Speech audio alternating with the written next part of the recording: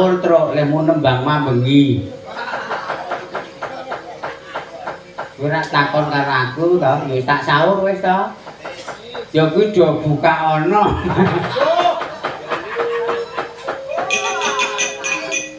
Anane kok ngono kuwi karo mau pindah latihan pira-pira iki ana wong butuhke budaya kuwi tak riwang marketing dhewe kok yo. Kata wong trusak-trusuk sapa sing anggap. Jaman kok ngene ra ono wayangan liyane Petruk kali dengan sapa sing wayang. Jake apa? Nara tak pertahanke pira-pira kowe do oleh upah. Rakantan sedidik dalange kuwi.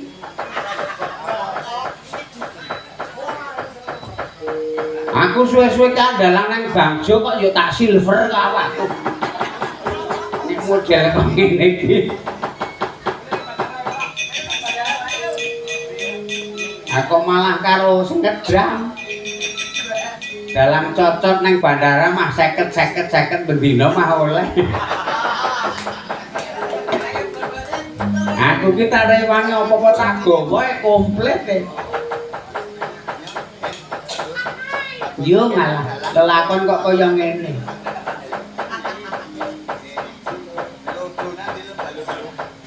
Apa ngono kok kakak? Ning tenan kok. Aku yo nekseni terus nek gareng iki perjuangan. Yo aku le melu supaya berasku nang omah ki utuh. Ana aku melu rombongan yo melu mangan nang tratak rak berasku le kelong mboko sethithik. Tenanan. Yo sing ndake jarek ngenai sedekah aku beras, kok kowe ngomong cok. Ya arep-arep iki selak ngintir-intir e. Wadahe beras kae karek pirang muk kae. Gara-gara anakku wedok yo dadak bali barange.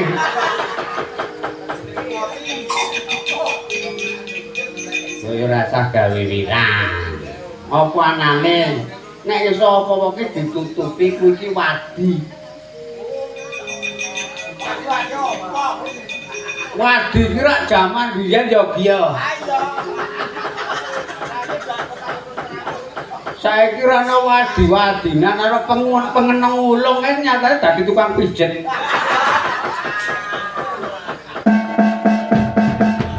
Amoh genonge nek ngono kuwi ya.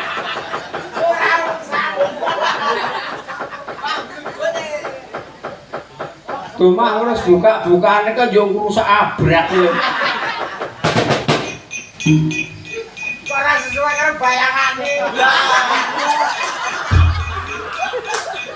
Ya sampe. Karang tuwe saka Pak Yatin yo ming saimit e. Walah. Ten Yatin.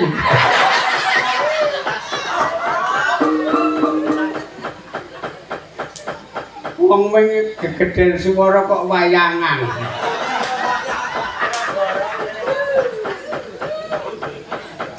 Merah gawe rang. Tenan kok aku jan seneng karo Pak Yatin kok.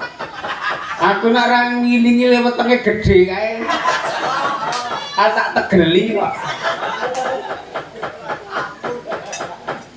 Sengit aku. Yo kompore kuwi Mbah Momon ki kompor kuwi. Mayang-mayang mangane golekno nggon. Sing penting dipakani. Mayang-mayang kok marketing kok bosok kok ngene kan. Wis molo-molo kuat to. Yo rezeki ki ra ngerti jero-jeroane sing ngedram kuwi, kok ngintilang omahku wae.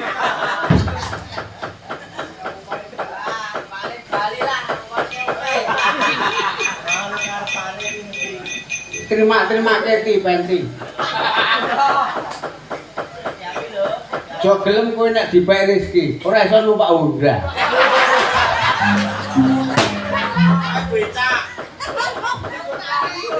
Wong cah nom saiki kok numpak Honda ora iso ya reng ya. Karo ngepek anakku penti. Aduh atumpake angkong kok piye? Jaman kok ngene kok apa kalah karo Mbah Buyut do iso numpak Yamaha. Ora numpak motor, ora numpak mobil kok ada. Malah wangsulan e.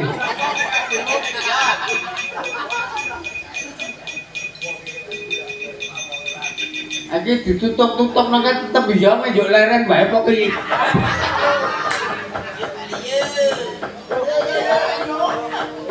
Yo karo iki kepiye nek jam kemene leren iki.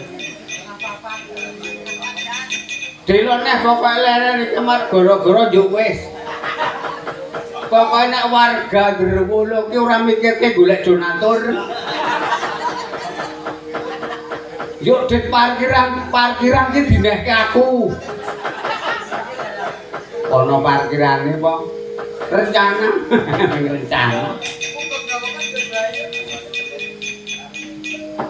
Wong sak trata kok ngene kene iki sing ayem ning Pak Saribut.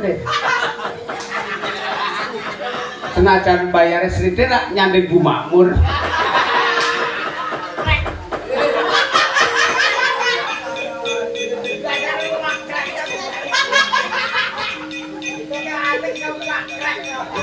Bengkel aku urung lega nek urung garap piasi kae.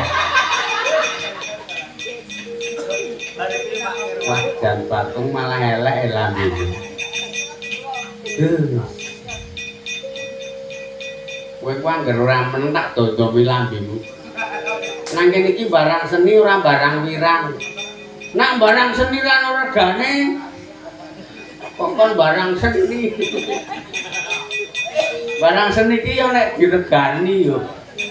Apa ya 20 juta apa selawe. Ya ora apa-apa sesuk rak nemu liyane. Muga-muga berkah. Najan sithik ya berkah kanggone kanca wiyaga ya kanggone awake dhewe ya kanggo sing kagungan kajat lan para warga ing Derwolo kene. Iso berkah. Sing penting ki ikhlas. Ikhlas ana bendina kok ngene iki ya suwe bongko rek. Ya wis. Ngomong wis gen nembang wae.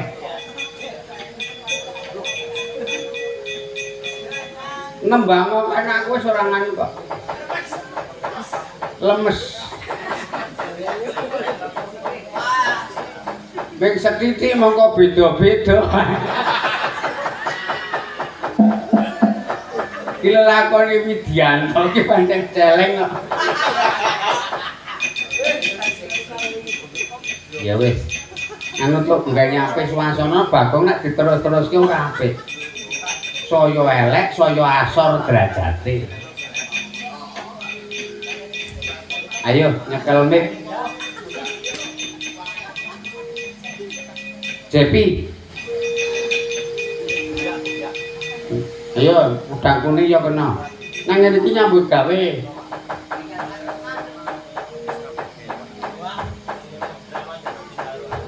I bapakne ya. Nggih. Kowe melu aku suwe-suwe lemu karang kowe ra mikir.